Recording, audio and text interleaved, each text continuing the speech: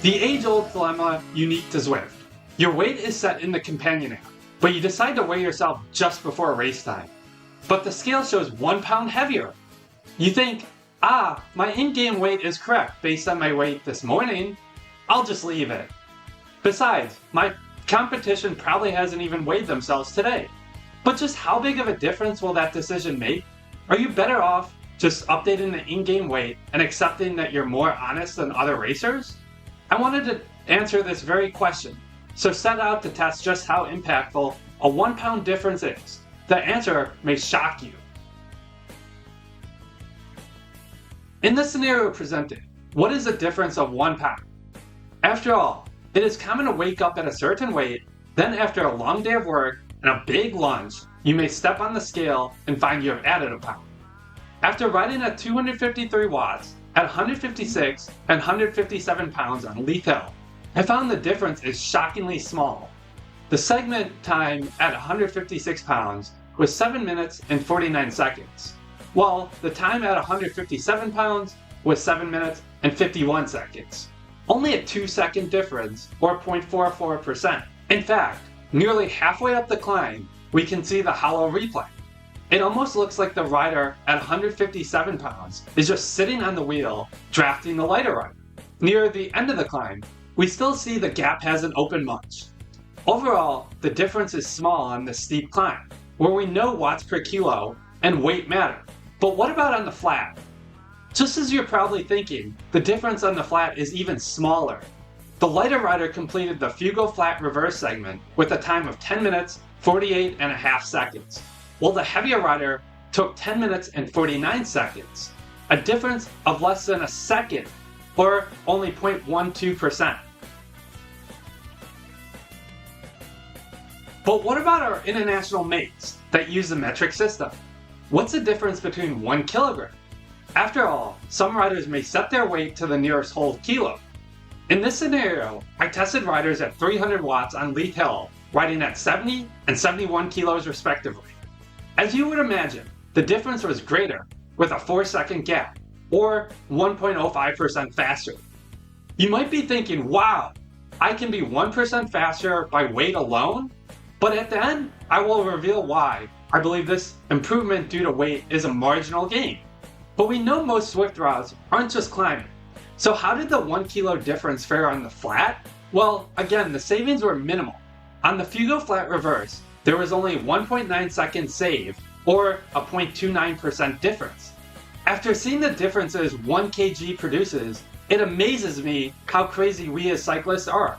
Obviously in Zwift, your in real life bike weight doesn't matter, but it still amazes me the money people spend to save 1 kilo or even 100 grams.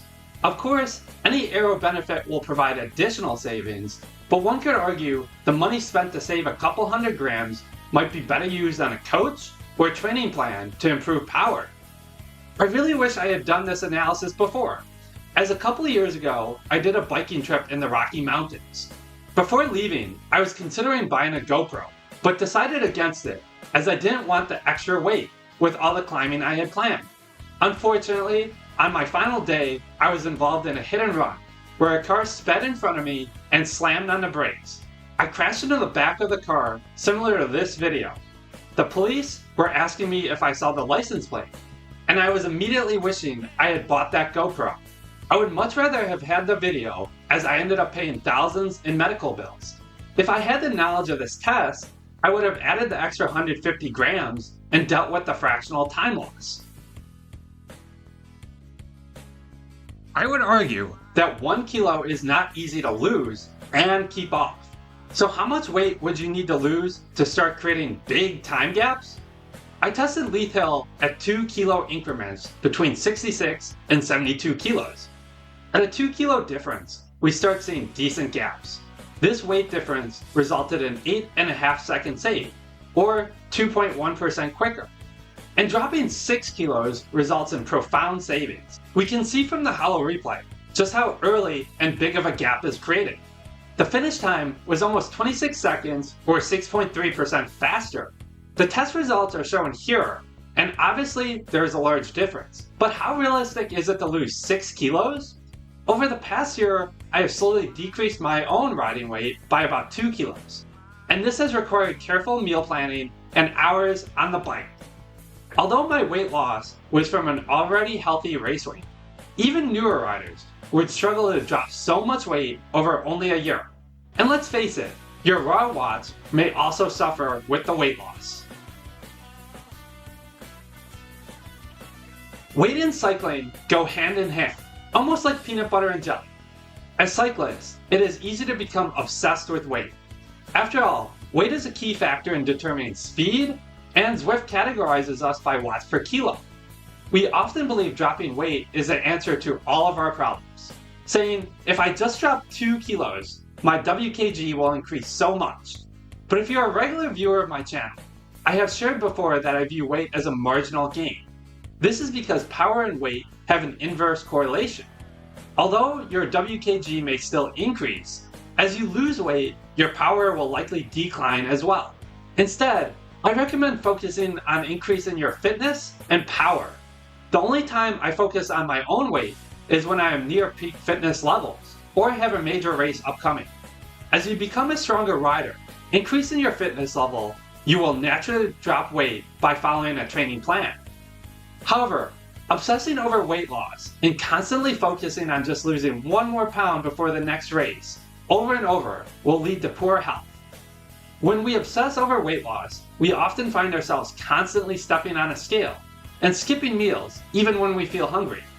This can lead to eating disorders, depression, and burnout from a sport we all love. You may find you receive an initial boost in performance, but as you continue depriving your body of needed energy, it will break down in the long term. I have found this out firsthand, as in a recent FRR series, I lost weight too quickly and my power absolutely plummeted on one stage, with my average power on ADZ falling almost 80 watts and affecting my performance the remainder of the series. The lesson I learned and want to share after viewing the test results is just focus on power and fitness. It will lead to better results and overall better health.